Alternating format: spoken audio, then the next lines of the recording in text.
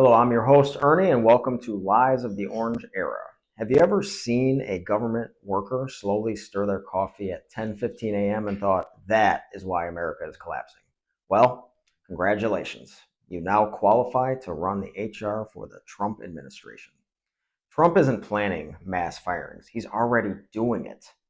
We're now deep into the second wave of loyalty purges where federal workers are shoved out for doing things like having expertise or following the law. And the replacements, hand-picked yes men who parrot Trump's talking points, often wrongly. Just last week, Pam Bondi told America, looking at the reporters and looking at the camera directly, that Trump has saved over 200 million lives since he took office. They use some cockamamie formula, and that's the number. So if you look to your left, look to your right, everybody should be dead.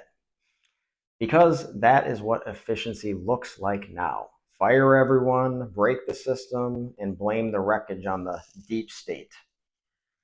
Let's start with the favorite MAGA fantasy. If we just fire enough bureaucrats, the deficit will vanish, freedom will rise, and all government buildings will sprout Chick-fil-As.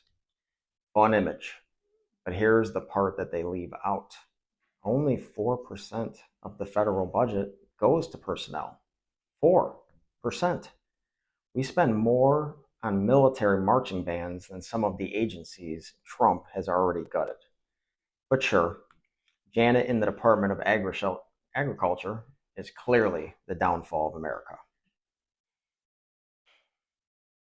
And just in case you're wondering how this ends, let me introduce you to the role model behind all of it, Elon Musk.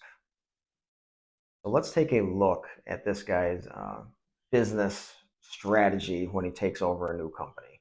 I'm sure he's going to apply the same thing to the American people.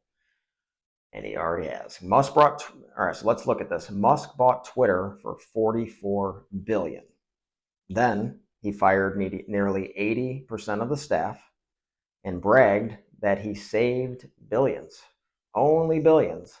Like that's the win condition. Like he dropped a $100 bill, picked up a 5, and posted it about an X. But great, Elon, you saved some money.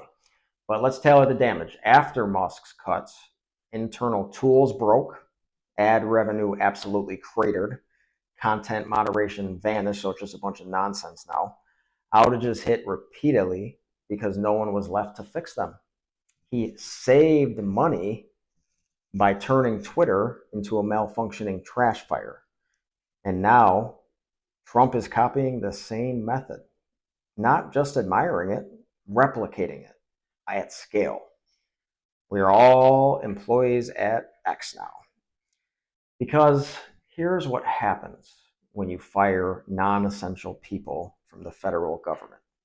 Disasters get slower, crises get deadlier, the basic systems start falling apart, like a Jenga tower after one too many Red Bulls. So let's run the list. FEMA, so slower disaster response. USDA, food recalls vanish. FAA, planes fall out of the sky, or at least you're going to get some flight delays. IRS, trillions in unpaid taxes just float away. Cutting federal workers is like firing the janitor in a hospital because the floor doesn't look that dirty right now. Then being surprised when everyone starts slipping in the blood. But to Team Trump, this isn't a bug, it's a feature. Project 2025, Trump's personal blueprint that he said he was never, ever going to follow, isn't some future fever dream. It's already happening. Whole agencies are being slashed. Scientists, regulators, and watchdogs replaced with campaign donors and podcast guests. All right, so I used to work for an assembly plant, so picture on an automotive assembly line. On one side, you got workers making cars.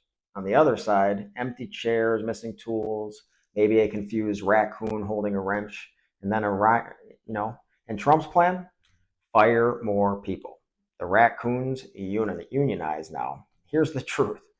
Firing federal workers doesn't save money. It just breaks things in ways you don't see until it's way too late.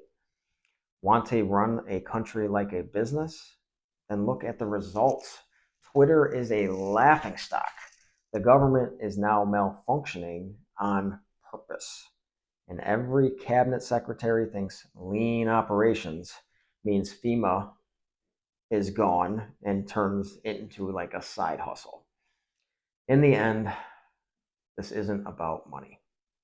It's about control, cruelty, and pretending that the government is just yelling, "You're fired," like a poorly scripted reality show. So maybe, just maybe, the problem isn't too many workers.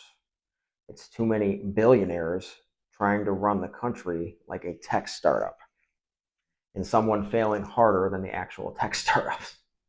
If you want to keep watching a functioning government get treated like a busted Tesla, just keep scrolling.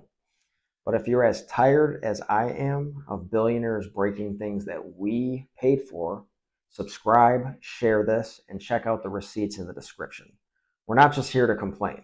We're here to expose it, laugh at it, and fight back with facts that are louder than their lies.